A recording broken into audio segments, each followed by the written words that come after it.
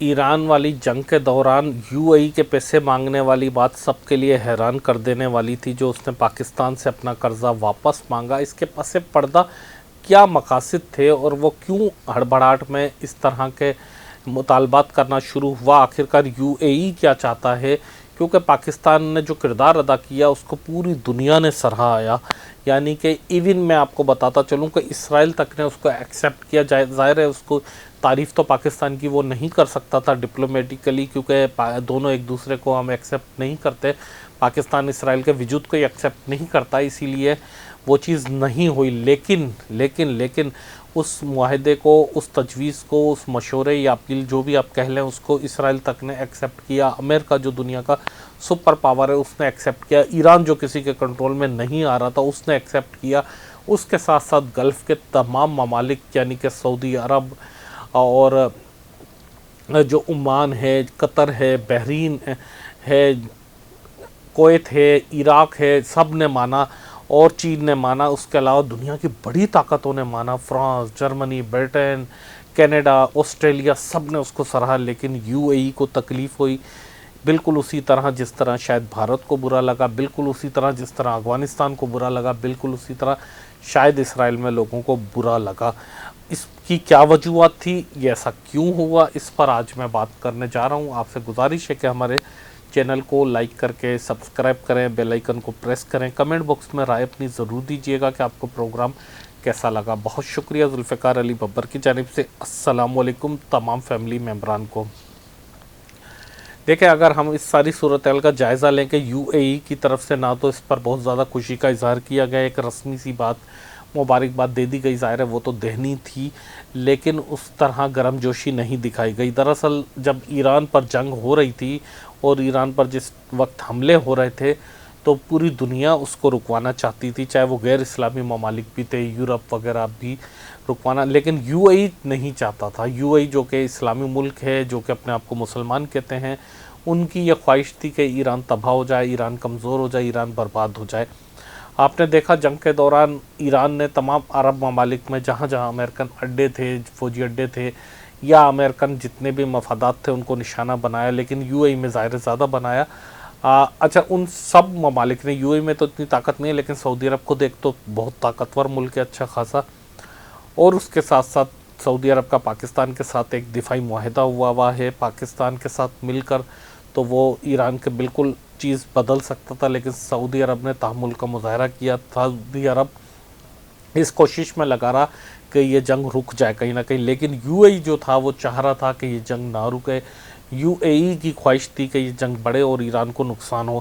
ساتھ ساتھ میں یو اے ای یہ بھی نہیں چاہ رہا تھا کہ پاکستان کو کوئی بہتر کردار مل سکے، پاکستان کی جے جے کار ہو، پاکستان کی واہ واہ ہو. اس کی بنیادی وجوہات ہیں. یو اے ای کے پاکستان سے تعلقات بہت بہتر رہے ہیں، تاریخی طور پر بہت اچھا رہے. پورے دبئی کو، پورے یو اے ای کو پاکستان کے لوگوں نے ڈیولپ کیا ہے، پاکستان کے انجینئرز نے، پاکستان کے مزدوروں نے، پاکستان کے لوگوں نے، چاہے وہ انویسٹمنٹ ہو، چاہے وہ پراپرٹی ہو، چاہے وہ آرکیٹیکٹ ہو، چاہے وہ بزنس ہو، چاہے وہ انویسٹمنٹ ہو، چاہے وہ لیبر ہو، ہر چیز وہاں پاکستان کے بغیر ادھوری ہے. لیکن کچھ سالوں سے جس طرح یو اے ای میں تبدیلی آئی، اس کی پالیسیز میں تبدیلی آئی، وہ اسرائیل کو ایکسیپٹ کر کے اسرائیل کے کافی قریب چلا گیا. وہاں کے لوگوں نے اس کے وہاں پر جائیدادیں خرید کی. اس نے، آپ نے دیکھا کہ دفاعی معاہدے کے لیے بھی جس طرح سعودی عرب نے پاکستان سے کیا، تو یو اے ای نے انڈیا کے ساتھ کسی حد تک انڈرسٹینڈنگ کی، دفاعی معاہدے کی. اب یو اے ای اس خطے میں یہ چاہتا ہے کہ پاکستان کا کردار کم ہو، کیونکہ سعودی عرب پاکستان کے ساتھ ہے. یو اے ای یہ چاہتا ہے کہ ایران کا کردار کم ہو، کیونکہ ایران اسرائیل کے خلاف ہے. یو اے ای یہ چاہتا ہے کہ انڈیا کا کردار بڑھے، اسرائیل کا کردار بڑھے، اور ان کے ساتھ مل کر وہ اپنا کردار بڑھانا چاہتا ہے. یو اے ای کے لوگوں کو کافی خوف ہے، کافی ڈر ہے کہ کراچی پورٹ ایکٹیو ہو جائے، اور گوادر پورٹ اگر ایکٹیو ہو گیا صحیح طریقے سے تو پھر جو دبئی پورٹ ہے وہ بالکل ناکارہ ہو جائے گا، بالکل بیکار ہو جائے گا. ابھی تو یہاں پر ٹیکسز ہے، اگر ٹیکسز ختم ہو جاتے ہیں تو پھر کوئی وجہ نہیں ہے کہ دبئی میں کوئی جا کر انویسٹمنٹ کرے، دبئی میں کوئی جا کر رہے. دبئی میں جو انڈین پاکستانی گئے ہوئے ہیں، اگر اس صورتحال کے بعد 10 سے 20% بھی نکل جاتے ہیں تو دبئی گھٹنوں پہ آ جائے گا. دبئی میں اس وقت بھی اتنی اکانومی ڈاؤن ہوئی کہ اس نے پاکستان سے پیسے مانگے، جہاں دبئی میں پیسہ برستا تھا وہاں دبئی میں پیسے کا کنگال پڑ گیا، خوراک کا کنگال پڑ گیا، بزنس کا، انویسٹمنٹ کا۔ 90% سے زیادہ لوگ تو باہر کے ہیں، چاہے وہ کوئی بھی کام کرتے ہوں۔ تو اب آپ اندازہ لگائیں کہ یو اے ای کی اس وجہ سے حالت خراب ہے، اور ایسا لگتا ہے کہ دبئی کے لوگ ابھی بھی، دبئی سے مراد یہ ہے کہ وہاں کے بادشاہ ابھی بھی پاکستان کے خلاف سازش کر رہے ہیں، ایران کے خلاف سازش کر رہے ہیں، سعودی عرب کے خلاف سازش کر رہے ہیں۔ یعنی کہ افسوس کی بات یہ ہوتی ہے، دکھ کی بات یہ ہے کہ ایک اپنے آپ کو مسلمان ملک کہلوانے والے پاکستان، اسلامی ملک، اسلام کا قلعہ، سعودی عرب جہاں پر مکہ اور مدینہ ہے، وہاں پر ایران جو کہ شیعہ مسلمانوں کا سب سے بڑا اور مقدس ملک ہے، یعنی کہ ان تینوں ملکوں کے خلاف جو ہے یو اے ای کی طرف سے نفرت نظر آتی ہے، دبئی والوں کی طرف سے نفرت نظر آتی ہے، اور ایسا لگتا ہے کہ وہ نہیں چاہتے کہ کراچی پورٹ ترقی کر سکے، پاکستان ترقی کر سکے، کوئی اسلامی نیٹو بن سکے، کوئی اسلامی اتحاد آ سکے، اور کوئی جو مسلمانوں کا اتحاد ہے، چاہے وہ او آئی سی ہو، چاہے وہ عرب لیگ ہو، وہ کوئی ترقی کر سکے، وہ کوئی بہتر انداز میں آگے بڑھ سکے۔ مجھے ایسا لگتا ہے کہ وہ سازشوں سے زیادہ کام لینا چاہتے ہیں۔ اس وقت بھی انہوں نے پیسے اس لیے مانگے کہ پاکستان کے پاس غالباً $16 ارب کے ذخائر تھے ریزرو، تو انہوں نے 3 ارب $3.5 ارب اس لیے مانگے کہ ایک دم کم ہو جائیں۔ پھر فیول پرائسز اب بہت زیادہ مہنگے ہوئے تھے، تو وہ چاہتے تھے کہ پاکستان کی اکانومی کسی طرح لیپس کر جائے، پاکستان بینک کرپسی کے قریب چلے جائے۔ جنگ کے حالات میں ظاہر ہے کوئی بھی قرضہ نہیں دیتا، کوئی بھی ملک یہ رسک نہیں اٹھاتا، بھلے دوست ملک ہو یا آئی ایم ایف ہو۔ ایسے موقع پہ پاکستان کے لیے کافی مشکلات تھی، لیکن الحمدللہ پاکستان اس مشکلات سے نکل گیا۔ اور یو اے ای نے بھی اگر دیکھا جائے تو دوست ملک کی حیثیت سے ہی پیسے دیے تھے پاکستان کے ریزرو رکھنے کے لیے۔ ہاں اس پہ سود لیتے تھے وہ ضرور، اس میں کوئی شک نہیں ہے، لیکن انہوں نے پاکستان کی سپورٹ کے لیے دیے تھے۔ یعنی کہ کتنا قریب تھا پاکستان کے، چین نے دیے تھے، سعودی عرب نے دیے تھے، اور یو اے ای نے دیے تھے۔ چین اور سعودی عرب تو آج بھی پاکستان کے قریب ہیں، لیکن افسوس کے ساتھ یہ کہ یو اے ای آج پاکستان کی مخالفت میں کھڑا ہوا نظر آتا ہے۔ اس کی وجہ یہ کہ کراچی کی ترقی سے یہ ڈر رہے ہیں، کراچی کے مستقبل ان کو خوف زدہ کر رہا ہے۔ یہ ڈر رہے ہیں کہ ایسا نہ ہو کہ دبئی کو بہت پیچھے چھوڑ دے کراچی آنے والے وقت میں، کراچی کا پورٹ، کراچی کی انڈسٹری، کراچی کی ترقی یا گوادر بہت پیچھے چھوڑ دے، اور ایسا ہوگا۔ اور یہ دیکھیں گے کہ ایشیا میں سب سے زیادہ ترقی اور سب سے زیادہ انویسٹمنٹ پاکستان میں آئے گی آنے والے وقت میں، کیونکہ سیکیورٹی کے حوالے سے الحمدللہ ہم نے پروف کیا کہ ہم جو ہے سب سے بہتر سیکیورٹی کے حوالے سے دے سکتے ہیں۔ ہماری فوج، چاہے وہ آرمی ہو، ایئر فورس ہو، نیوی ہو، یا پھر ہمارے نیم فوجی دستے جو ہیں، رینجرز، ایف سی، یا ہماری لوکل پولیس، سب کے سب ماشاءاللہ کمپیٹنٹ ہے، اہلیت والے ہیں، اور سب کے سب بہتر انداز میں کام کر سکتے ہیں۔ پھر ہماری ایمانداری پر کوئی شک نہیں کر سکتا۔ ہم نے یو اے ای کے پیسے بھی آرام سے دے دیے، ہم نے باقی جتنے بھی قرضے، ہمارا ٹیک ریکارڈ ہے، کوئی بھی حکومت ہماری رہی ہو اس نے ہمیشہ پیسے ٹائم سے پہلے دے دیے ہیں، بھلے ایک دن پہلے ہی دیے ہوں، لیکن ہمیشہ ادائیگی جلدی کر دی جاتی ہے۔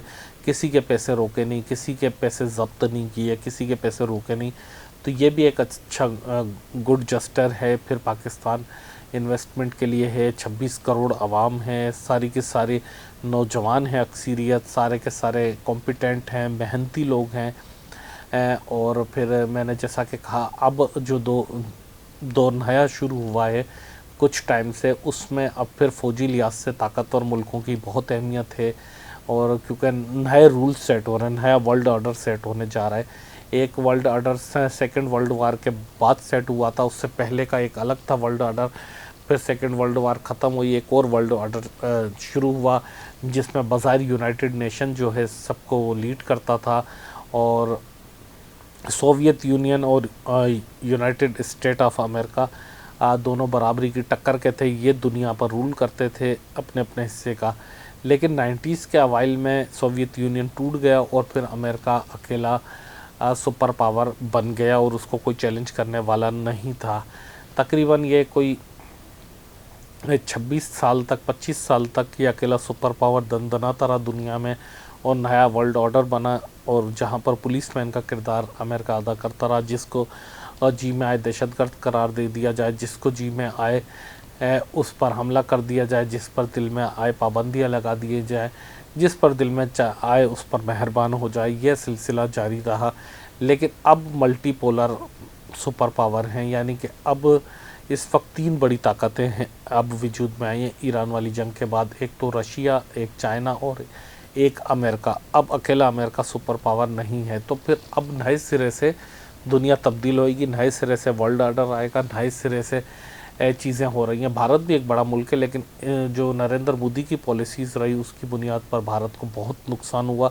इंटरनल हो सकता है कोई अगर तासुब में सोचे कि मैं शायद पाकिस्तानी हूँ इसलिए ये बात कह रहा हूँ या मैं मुसलमान हूँ, लेकिन हकीकत में अगर नरेंद्र मोदी की ये पॉलिसीज़ नहीं होती तो भारत बहुत ज़्यादा आगे जाता, तरक्की करता। अगर इंडिया से कोई सुन रहे हैं तो वो मुझे इस पर ज़रूर कमेंट करके बताएं।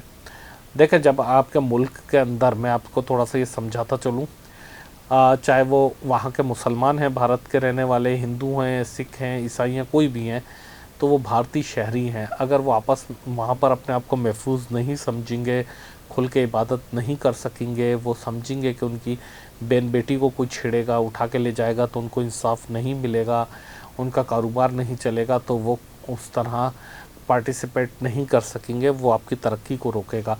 पाकिस्तान में अल्हम्दुलिल्लाह सब पाकिस्तानी एक जैसे हैं, यहाँ पर कभी मज़हब की बुनियाद पर तफरीक नहीं हुई।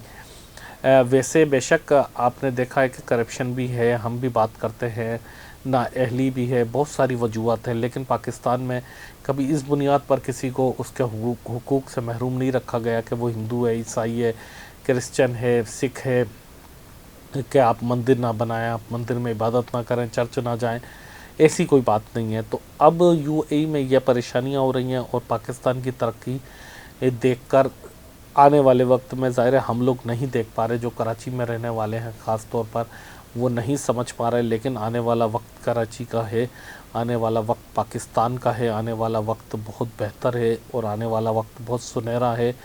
मैं अल्लाह की ज़ात से उम्मीद करता हूँ कि बहुत ज़्यादा हमारे मुल्क को फ़ायदा होगा हर लिहाज से, क्योंकि अगर जो डोनाल्ड ट्रंप की बात थी कि पाकिस्तान में तेल के बड़े ज़खायर चौथे बड़े, अगर वो बात सही है तो वो भी तो अपने आप में एक बहुत बड़ी बात है। अगर नहीं है तो भी थर का कोयला हमारे पास इतना है कि हम 300 साल तक 50 लाख मेगावाट बना सकते हैं। इतना है कि कभी भी हम सारी बिजली बनाते रहें लेकिन ख़त्म नहीं होगा।